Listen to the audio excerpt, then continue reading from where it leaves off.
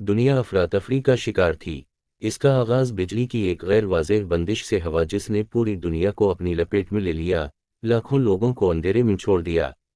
खौफ व हरास फैल गया जब हुकूमतें नज़म व ज़ब्त की बहाली के लिए जद्दोजहद कर रही थीं, लेकिन जल्द ही ये ज़ाहिर हो गया कि ये कोई आर्ज़ी खराबी नहीं थी।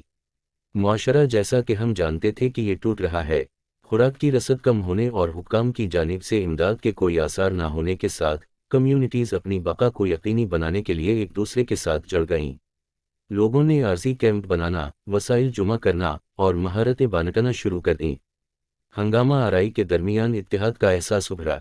जैसे जैसे दिन हफ्तों में बढ़ते गए, हालात की तलख हकीकत अपने अंदर आ गई। जो लोग बाकी रह गए इन्हें ज़िंदगी के एक नए अंदाज में ढलने पर मजबूर किया गया, जो जिंदा रहने की ज़रूरत के मुताबिक है। वसाइल के हुसूल की जद्दोजहद मज़ीद तेज़ हो गई। खाने और साफ़ पानी की तलाश रोज़ाना की रस्म बन गई और कैंपों की हिफाजत से आगे बढ़ने के ख़तरात मज़ीद वाज़ेह होते गए। कुछ ने सप्लाई की तलाश में अपनी जान को ख़तरे में डालने का इंतखाब किया, जबकि दूसरों ने मुमकिन ख़तरात के ख़िलाफ़ अपने दिफा को मजबूत बनाने पर तवज्जो दी।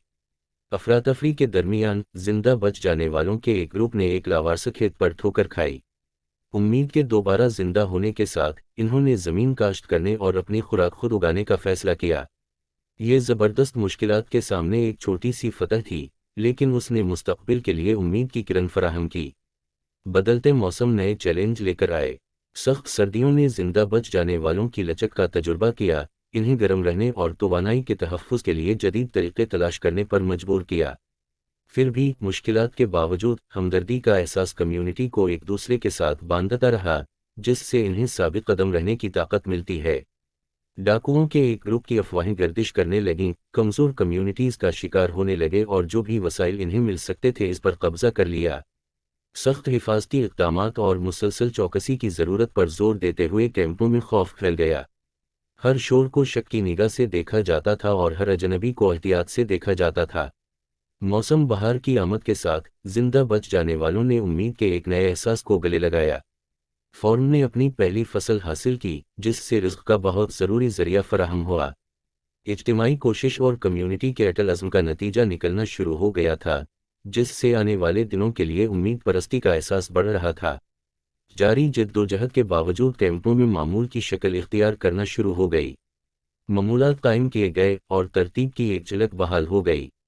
जिंदा बच जाने वालों ने अपनी खोई हुई दुनिया की यादें ताज़ा करना शुरू कीं, इन यादों को थामे रखा जो किसी और ज़िंदगी से दूर की बाज़गशत की तरह लगती थीं।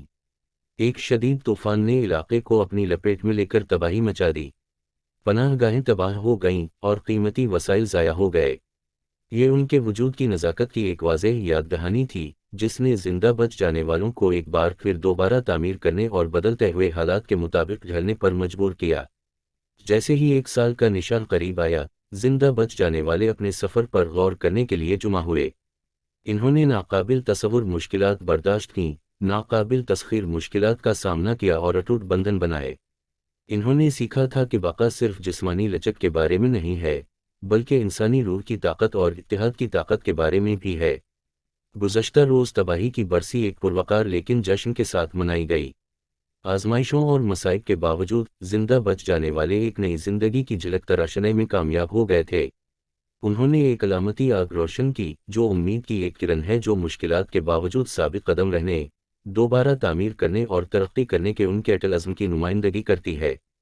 जैसे जैसे अंधेरे में शोले टिमटमा रहे थे, इर्द गिर्द जुमा लचकदार रूहों के चेहरों पर एक गर्म चमक डालते हुए, वो जान गए कि उनका सफ़र बहुत दूर है। ताहम वो ये भी जानते थे कि जब तक वो एक साथ खड़े हैं, वो उनके रास्ते में आने वाली किसी भी रुकावट को दूर कर सकते हैं।